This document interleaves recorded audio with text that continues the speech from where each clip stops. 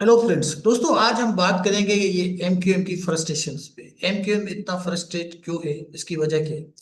इसके लिए हमें थोड़ा सा बैकग्राउंड में जाना पड़ेगा। सबसे पहले आपको ये पता होना चाहिए कि ये एमक्यूएम क्यों बनी थी और ये जियाउल ने क्यों बनाई थी।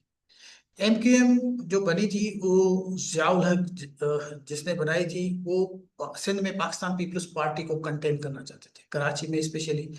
कि पाकिस्तान पीपल्स पार्टी जो सिंध में बहुत मकबूल पार्टी थी, अब उसको कैसे कंटेन किया जाए। तो उन्होंने कराची में एक ऐसी पार्टी लिसानियत की बुनियाद पे बनाई जो पीपल्स पार्टी को बहुत ही ज्यादा जिसने शुरू से लेकर अब तक चैलेंज करती आ रही है। वो अपने मकसद में बिल्कुल कामयाब हुए। आपको याद होगा कि जब से एमकेएम बनी है, वो अक्सर पाकिस्तान पीपल्स पार्टी की हुकूमत का हिस्सा भी रही है, लेकिन उन्होंने कभी पीपल्स पार्टी को हुकूमत करने नहीं दी। वो डेली प्रेस कॉन्फ्रेंस करते थे, डेली हुकूमत को छोड़ने की बातें करते थे। आपको याद होगा, कभी बाबर रहमान, कभी वो रहमान मलिक, ये इनके पास आते थे। और कभी सदर पाकिस्तान जो है वो भी इनके 90 पे चक्कर लगाता था। हुकूमत से डेली निकलने की ये बातें करते थे। और उसके बाद क्या हुआ कि अब सारी जिंदगी तो पीपल्स पार्टी की हुकूमत नहीं रही। उसके बाद ये हुआ, पीटीआई की हुकूमत आई। पीटीआई ने इनके जो सीटें भी छीन ली। पीटीआई ने इनकी सीटें छीन ली और उनको हुकूमत दी गई, ये पीटीआई का हिस्सा बन गए। वो पीटीआई के हिस्सा बनने के बाद आपने देखा होगा कि अभी भी वो हुकूमत का हिस्सा है, लेकिन वो कुछ करने के काबिल नहीं है। अब न ब्लैकमेलिंग होती है, ना हुकूमत से ये जो है जा सकते हैं। अब इसको समझना बहुत जरूरी है कि ये ऐसा क्यों कर रहे हैं, इनमें अभी ये इतनी ज्यादा फ्रस्ट्रेशन, ये इसकी वजह क्या है। एक तो कुछ ऐसी ताकतें हैं जो कराची को सिंध से अलग करना चाहते हैं। वफाक, जैसे आपको पता ही होगा कि इसका नारा लगाया था उसने, मुस्तफा कमाल ने। अब मुस्तफा कमाल ने क्यों नारा लगाया था? अब जाहिर सी बात है, मुस्तफा कमाल जिनका बंदा है, उसके कहने पे उसने नारा लगाया। लेकिन हुआ ये कि इसको कराची में जो एक्सेप्टेंस नहीं मिली, उसकी एक वजह ये है कि ये जितने भी एमक्यूएम के लोग हैं, इन्होंने अपने कायद के साथ, जिसको वो कहते थे कि मंजिल चाहिए, हमें कायद चाहिए, मंजिल नहीं चाहिए। अब वो तो मंजिल भी गई, कायद भी गया। अब कायद को सुबह शाम ये गालियां देते हैं, जिसको अपना अबू बनाते, अब अबू बनाया था, अब उसी अबू को ये गालियां देते हैं। अब एक तो ये फ्रस्ट्रेशन है। अब ये जो गालियां देते हैं, ये कराची वाले हजम नहीं करते। कराची वाले को तो ये एक्सेप्ट नहीं है कि आप कायद मोहतरम को गालियां देते हैं। ये कराची वाले कभी एक्सेप्ट नहीं करेंगे, उनको तो आदत बनी हुई है। वो जैसे ही वहां से कोई खिताब करता था तो पूरी कराची अलर्ट हो जाती थी। तो अब इनमें फ्रस्ट्रेशन है बहुत ज्यादा कि कहाँ जाए। कराची में उनको कोई पूछने वाला नहीं है। और इस्लामाबाद की जितना खुश करने की उनको कोशिश करते हैं, उतनी उनको जलालत का सामना है। अभी ये कुछ दिन पहले, जैसे आपने कहा कि ये कहते थे कि भाई हमें जो कराची है उसको वफाक के हवाले कर दो। उस वफाक ने, इनका अपना गवर्नर था, उनको भी इनसे निकाल लिया। तो अब इनको कोई बात समझ में नहीं आ रही। आप अब इनका अपन जो आफाक अहमद साहब है, वो खुद ही कहता फिर रहा है कि दो अब वफाक को कराची। आपका तो गवर्नर भी चला गया, तो वो विंडिकेट हुआ जिसने मुखालफत की। तो कहने का मतलब ये है कि इनमें जो फ्रस्ट्रेशन है, उसकी असल वजह ये है कि इनका जो ऑब्जेक्टिव जो पहला है कि पीपल्स पार्टी को कराची में कंटेन करना, वो कंटेन कर पर नहीं पा रहे। क्योंकि अभी पहली दफा जो मेयर साहब है, वो भी कराची की उर्दू स्पीकिंग है। और जाहिर सी बात है, ऐसा तो नहीं है कि कराची के में प्रॉब्लम नहीं है, प्रॉब्लम तो है। ये प्रॉब्लम पंजाब में भी है, ये प्रॉब्लम और जगह भी है। ये लोग कभी कहते थे कि भाई ये बलदियाती इदारे और बलदियाती इलेक्शन है, तो सबसे पहले तो सिंध ने इलेक्शन भी करा दी। चलो, आप उस पर ऑब्जेक्शन कर सकते हैं, लेकिन ये पंजाब में तो इस तरह की कोई इलेक्शन नहीं हुई, वहां पे तो कोई इशू नहीं है। लेकिन पंजाब वाले लोग भी कहते हैं कि सिंध की बलदियाती जो निजाम है वो मजबूत होना चाहिए। वो वहां की बात नहीं करते। उनको इशू यहाँ है। वहां उनको कोई इशू नहीं है कि वहां भी बलदियाती निजाम एग्जिस्ट ही नहीं करता। ठीक है ना? तो ये बहुत ही कॉम्प्लिकेटेड जो है वो सूरत हाल है। एमक्यूएम को कोई बात समझ नहीं आ रही, उनके लोग उनसे खफा है। वो आपस में लड़े हुए हैं, किसको कोई बात समझ, किसको कोई इशारा आता है, डायरेक्शन आती है, वो अपनी बात कर लेता है। किसी कोई डायरेक्शन आता है, वो अपनी बात कर लेता है।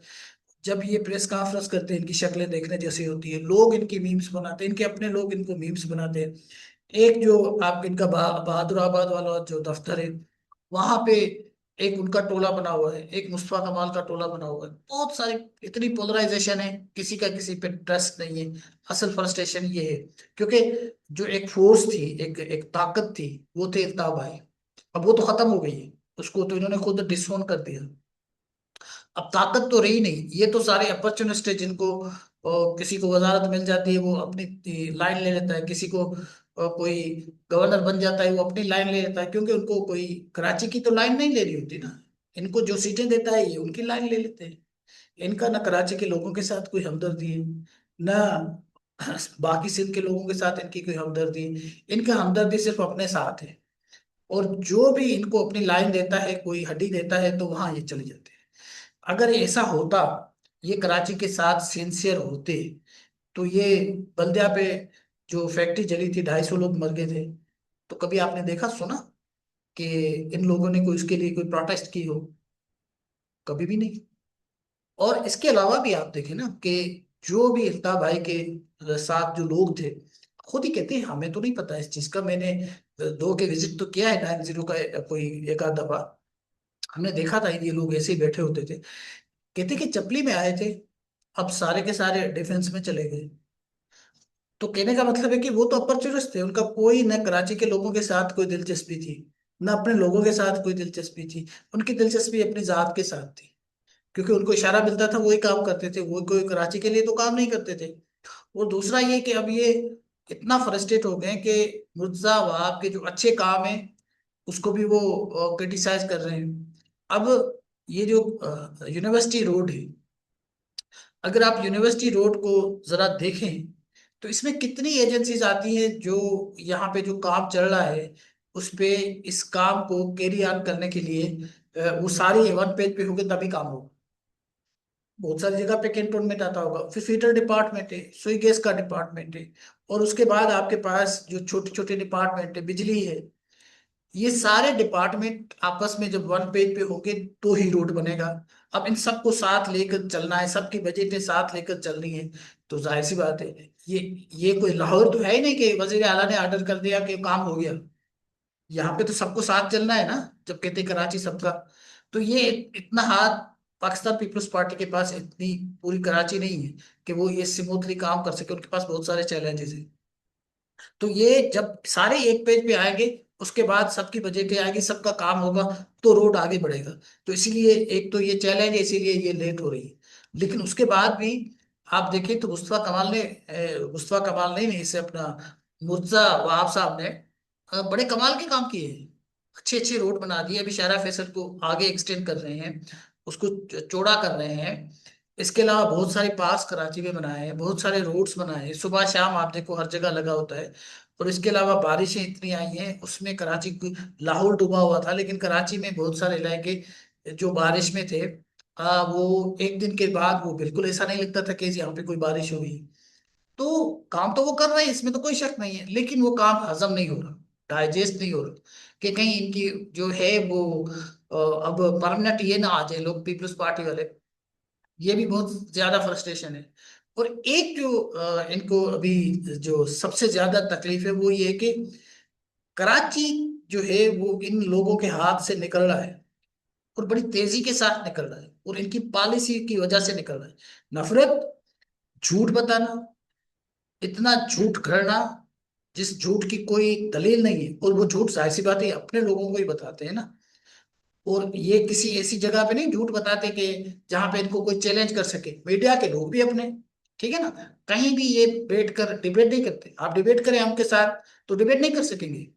इनके अपने लोग, इनके अपने जो सीनियर सिटीजन लोग हैं, वो बैठ के इन पे तनकीद करते हैं कि यार ये लोग क्या कर रहे हैं। लेकिन ये नफरत पे नफरत, नफरत पे नफरत, इनके पास और कोई बात नहीं होती है, जब भी प्रेस कॉन्फ्रेंस करेंगे नफरत करेंगे। अब इस नफरत की वजह से कराची जो है उनकी जो इनके हाथ से बिल्कुल निकल चुका है। अब ऐसा नहीं है कि पहले ये दौर होता था कि ये हमारे उर्दू स्पीकिंग भाई समझते थे कि ये कराची हमारा है। अब तो सबका हो गया, अब तो ये न्यूट्रलाइज हो गए, अब आबादी इतनी बढ़ गई है ये नहीं कह सकते। अब तो बहुत सारे शहर हैं उनको लोग कहते हैं कि ये हमारा दादू है, ठीक है ना। कोई कहता है ये हमारा लाड़काना है, ऐसे इलाके बन गए हैं, लोग आ गए वहां पे। क्यों हमारा कैपिटल हम क्यों नहीं है? सिंध का कैपिटल है ना। अब आपके कैपिटल में, ये भी अजीब बात है ना कि ये लोग कहते हैं कि गैर मकामी लोग, कि लाहौर में सिर्फ लाहौर ही रहते हैं। मैं लाहौर में रहा हूँ, मुझे पता है लाहौर में कौन कौन लोग रहते हैं, किस किस मतलब है कि कम्युनिटी के लोग रहते हैं, कहाँ कहाँ के। पूरे पंजाब के लोग लाहौर में रहते हैं, पूरे पंजाब के लोग। वहां तो कोई ऑब्जेक्शन नहीं है, तो ये सिर्फ लाहौर ही करे हुकूमत। वहां पर तो सारे ऑफिशियल्स रहते हैं, जिस डिपार्टमेंट चले जाओ तो पूरे सूबे के लोग रहते हैं। क्या पेशावर, मैं पेशावर में भी गया हूँ, पेशावर में भी रहा हूँ। आप पेशावर में चले जाएं, वहां तो पश्तो ही कम चलती है। पूरे मतलब है कि केपीके के लोग रहते हैं वहां पे।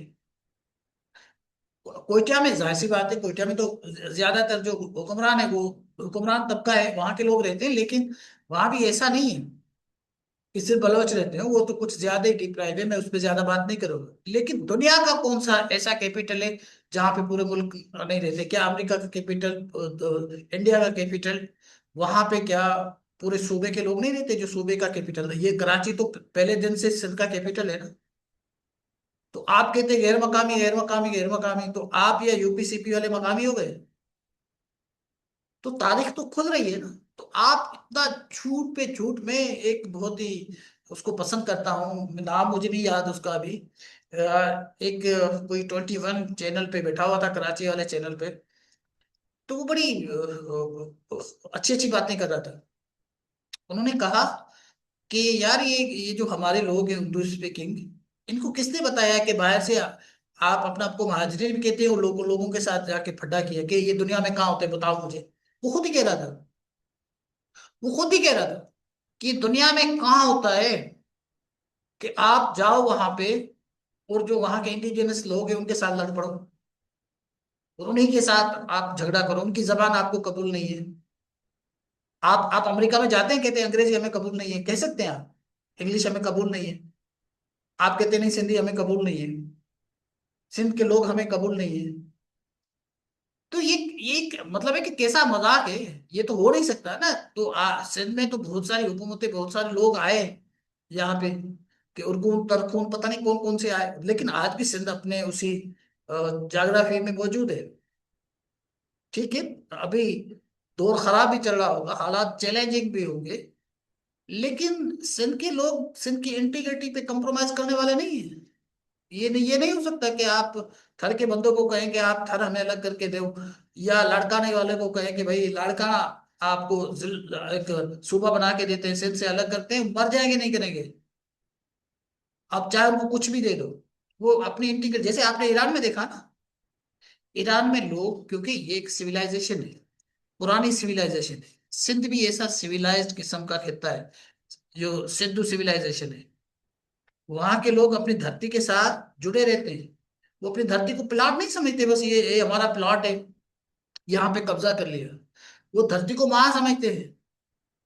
और हम जब कहते हैं कि धरती हमारी माँ है, तो वो पे हंसते हैं। भाई हम तो माँ समझते हैं, धरती होती माँ है।